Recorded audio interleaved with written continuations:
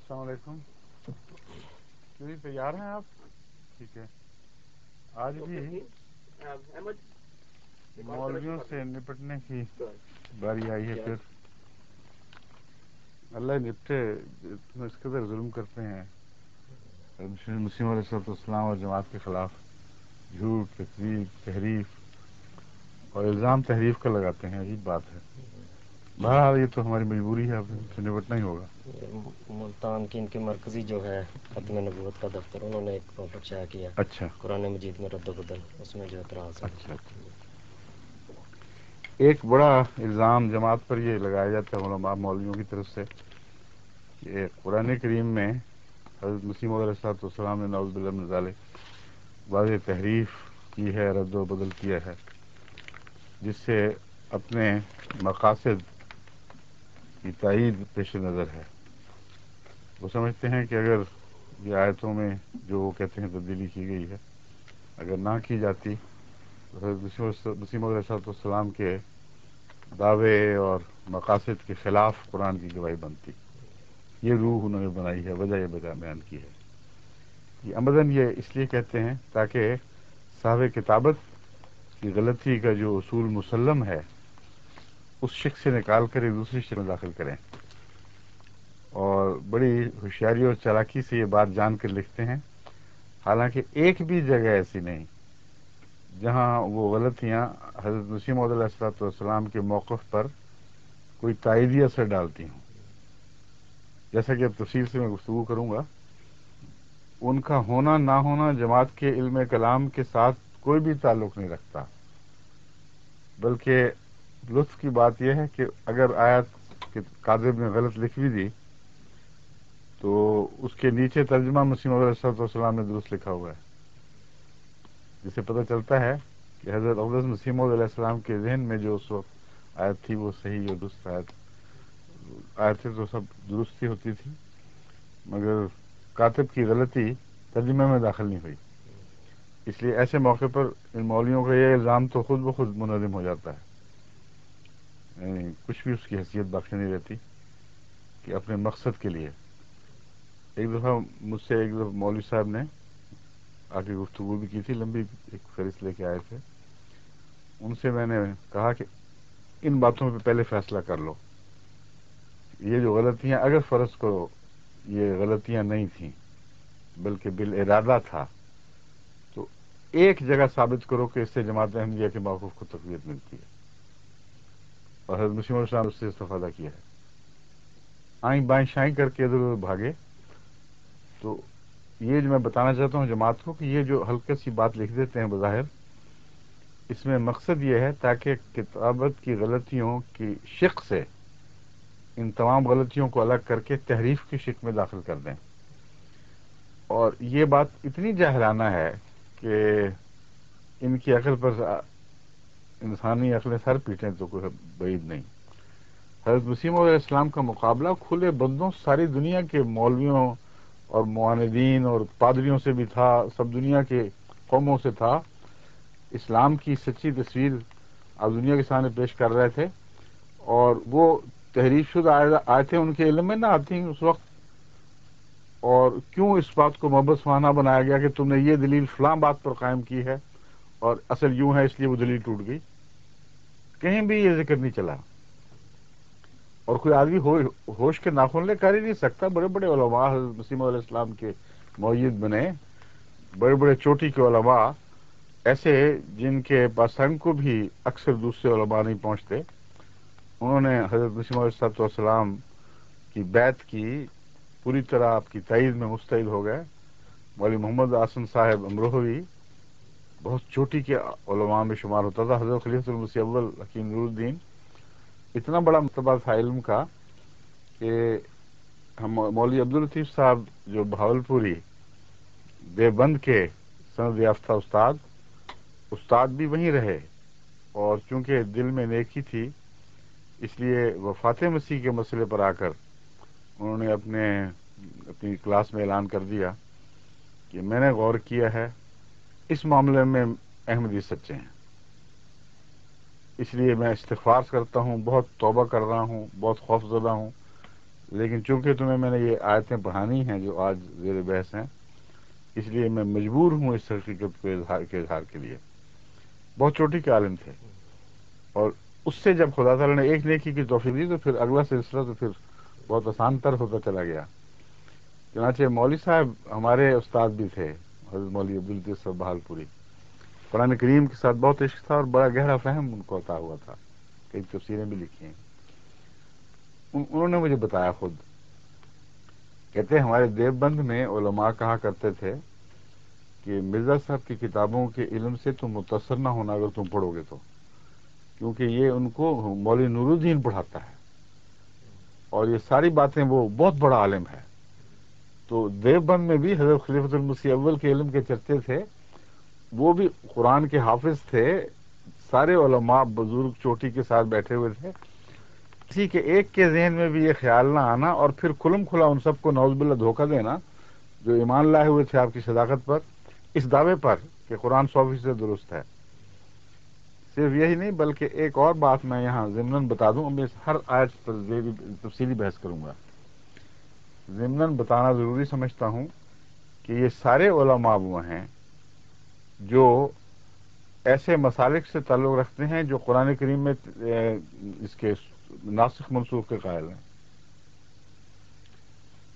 اور ناسخ منسوخ کا مطلب یہ ہے کہ بعض آیتوں نے بعض دوسری آیات کی تنسیخ کر دی ہے، جس کا مطلب یہ ہے کہ قرآن میں شک کا دروازہ کھل گیا اور آیتوں کی ترمیم اور تحریف جو الگ معاملہ رہا، قرآن کریم کی طرف ہی تحریف اور تبدیلی منسوب کر رہے ہیں۔ اور پھر لطف کی بات یہ ہے کہ مختلف علماء کی رائے میں مختلف آیتیں ہیں، چنانچہ زیادہ سے اب تک تاریخ سے ثابت ہے، جو ان علوم سے تعلق رکھنے والی تاریخ ہے وہ مراد ہے میری، کہ 500 آیات تک مختلف مسلمان علماء نے مختلف وقتوں میں ناسخ منسوخ کے تابع لا کر ان پر شک کا سایہ ڈال دیا کہ یہ اس نے نسخ کر دیا، اس کو دوسری آیت منسوخ ہو گئی۔ اور پھر آپس میں بحث جب چلی تو بعضوں نے کم بیان کی، بعضوں نے اور کم بیان کی، یہ بحث چل پڑی کہ کون سی واقعتاً ناسخ ہے، کون سی واقعتاً منسوخ ہے، کون سی نہیں ہے، جس کے نتیجے میں 500 آیات پر شک کا سایہ ڈال دیا گیا، جبکہ قرآن کریم فرماتا ہے ذالک الکتاب لا ریب فیہ ھدی للمتقین۔ پہلی سورہ بقرہ کی آیت سے ہی سبق نہ لیا کہ قرآن کریم تو ایک ایسی کتاب ہے جس میں شک کا کوئی سوال ہی پیدا نہیں ہوتا، متقی ہو اگر تو تمہیں کہیں شک دکھائی نہیں دے گا۔ تو ناسخ منسوخ نہیں، مصیبت ڈال دی۔ حضرت شاہ ولی اللہ محدث دہلوی جو تمام بزرگ علماء میں ایک خاص مرتبہ رکھتے ہیں اور جماعت احمدیہ کے نزدیک بھی بے حد معزز بزرگ ہیں، انہوں نے بھی بہت کوشش سے ان مسائل کو حل فرمایا اور ان کا بڑا احسان ہے اس وقت کے علماء پر خصوصیت سے، لیکن 5 آیات ان کی سمجھ میں بھی نہ آئیں اور کہا کہ یہ 5 آیات تو صاف نظر آتا ہے کہ تضاد ہے، اس لیے یہ ناسخ و منسوخ۔ یہ چونکہ مسئلہ یہی زیر بحث آ رہا ہے، اس لیے اس بات کو میں خوب کھول دینا چاہتا ہوں کہ تضاد سے بات نکلی ہے، قرآن کریم پر تحریف کا حملہ کیا جاتا ہے قرآن ہی کے ذریعے، اور بنیاد یہ بنائی جاتی ہے کہ قرآن میں نعوذ باللہ من ذالک تضاد ہے، ہر کوشش کر دیکھی وہ تضاد دور نہ ہوا، جس کا مطلب ہے کہ 2 حملے ہوئے ہیں بیک وقت اور بڑے شدید۔ قرآن کریم تو فرماتا ہے کہ ایسی کتاب ہے جس میں کوئی تضاد کا سوال ہی نہیں، اور جب تک تضاد تسلیم نہ کریں اس وقت تک ناسخ منسوخ کا جھگڑا نہیں چل سکتا۔ اور ضمناً آگے وہ اعتراض بھی آئیں گے جہاں حضرت مسیح موعود علیہ الصلوۃ والسلام کی باتوں میں تضاد کہہ کر اس آیت قرآنی سے فائدہ اٹھاتے ہیں کہ کوئی تضاد نہیں ہو سکتا خدا کے کلام میں۔ لوکانہ میں نندے گا، ہاں لوکن میں اندر ہے، وہ جب آئے گی بحث کریں گے تو یہ نہیں سوچتے، دماغ جاتا ہی نہیں اس طرف کہ ہم نے جو ناسخ منسوخ کا جھگڑا شروع کیا وہ تو باطل تضاد پر ہوئی ہے۔ ناسخ منسوخ سے مراد یہ ہے کہ علماء نے قرآن کریم کی بعض آیات کو بعض دوسری آیات کے مخالف سمجھا اور عقل کے گھوڑے دوڑائے لیکن کچھ سمجھ نہ آئی، اور بعض آیات کو اس لیے مخالف سمجھا کہ ایک جگہ تعلیم کچھ اور دکھائی دیتی ہے، ایک اور جگہ کچھ اور دکھائی دیتی ہے، اس لیے انہوں نے یہ خیال کیا کہ غالباً یہ آیات پہلے نازل ہو گئی تھی اور اللہ تعالیٰ کو بعد میں خیال آیا کہ یوں درست نہیں ہے، تو دوسری جگہ پھر ایک اور آیت نازل فرمائی اور کہا پہلی منسوخ، اور یہ بھی واضح نہ کیا کہ منسوخ کر دیے میں نے، بلکہ ایک شک میں مبتلا کر دیا امت کو۔ یہ اتنا بھیانک الزام ہے قرآن کریم کا، قرآن کریم پر، کہ یہ مولوی لگاتے ہیں، کوئی ہوش نہیں، اور عوام کو نہیں بتاتے کہ ہم لوگ ہیں کیا، ہم قرآن کی کیا عزت کرتے ہیں۔ یہ حضرت مسیح موعود علیہ السلام تھے جن پر یہ اب تحریف کا الزام لگا رہے ہیں، جنہوں نے ببانگ دوہل اعلان کیا کہ ایک بھی آیت قرآن کریم کی نہ ناسخ ہے نہ منسوخ ہے، ایک شوشہ بھی حضرت مسیح موعود علیہ السلام لکھتے ہیں نہ نسخ کرنے والا ہے نہ منسوخ ہے، یہ مکمل کتاب 100% اسی طرح ہے۔ اور جو قرآن کریم جماعت احمدیہ کی طرف سے شائع ہوتے ہیں ان میں وہی آیتیں درج ہیں اور وہ اصل ہیں، جو اس زمانے میں شائع ہو رہے تھے اس میں بھی یہی صورت تھی، اور علماء کے چھپے ہوئے قرآن کریم بھی استعمال ہو رہے تھے۔ تو یہ اعتراض ہی اتنا پاگلوں والا ہے کہ حیرت ہوتی ہے۔ اصل میں پاگلوں والا بھی درست نہیں ہے کہنا، یہ ظالمانہ ہے۔ ان مولویوں کو پتہ ہے ان باتوں کا، اچھا بھلا جھوٹ بولتے ہیں، بہانے عذر تلاش کرتے ہیں، کسی طرف حملہ کر دیں۔ عامت الناس کو تو پتہ کوئی نہیں، انہوں نے تو نہ کتابیں اٹھا کے دیکھی، نہ ان کے ترجمے پڑھے، نہ ان کے بعد کے ایڈیشن دیکھے۔ حالانکہ اگر یہ دوسرے ایڈیشنز کا یہ مطالعہ کر لیتے یا انہی آیات کو انہی کتب میں دوسری جگہ دیکھ لیتے تو پتہ چلتا کہ کوئی تحریف نہیں ہے، یہ کاتب کی غلطی ہے یا یادداشت کی غلطی بھی ہو سکتی ہے۔ اب مجھے یاد ہے میں نے بارہا قرآن کریم کے حوالے اپنے استدلال میں دیے ہیں، ذہن میں مضمون رہتا ہے، وہ مضمون لازماً وہی نکلتا ہے، لیکن پڑھنے میں بعض دفعہ زیر زبر کی یا کوئی ایک لفظ کی غلطی ہو جاتی ہے۔ آج کل کا زمانہ اور ہے، مجھے بے شمار ایسی سہولتیں حاصل ہیں، ہم فوراً ان کی درستی کرتے ہیں، بعض دفعہ بولنے میں سوال جواب کی مجلس میں ہوتی ہے تو ہم اس کو ٹھیک کرا لیتے ہیں۔ حضرت اقدس مسیح موعود علیہ السلام کی آغاز میں تو بالکل تنہا جنگ تھی، اور اتنا کام کا بوجھ تھا، اتنا زیادہ آپ مصروف تھے، اور اتنے مختلف محاذ کھول رکھے تھے اسلام کے حق میں کہ اس سلسلے میں اگر کوئی آیت مضمون درست یاد رہا ہو اور پڑھنے میں لفظی غلطی ہو گئی ہو تو یہ بھی ہرگز مواخذے کے لائق بات نہیں۔ اگر یہ غلطی ہونا گناہ ہوتا تو قرآن کریم میں پیچھے سے لقمہ دینے کا، آیت نماز میں پیچھے سے لقمہ دینے کا کیا مضمون جاری ہوا ہے؟ مولویوں کو یہ بھی بھول گیا ہے کہ وہ مسئلے ہم فقہ میں پڑھتے ہیں، قرآن کریم کی تلاوت کے وقت اگر امام غلطی کرتا ہے تو مقتدیین کو یہ حکم نہیں کہ مار مار کے اس کا حلیہ بگاڑ دو، اس نے تحریف کر دی ہے۔ یہ حکم ہے کہ سبحان اللہ پڑھ کے یاد دلاؤ یا درستی کرو، لقمہ دو، اور یہ لقمے دیتے پھرتے ہیں ایک دوسرے کو۔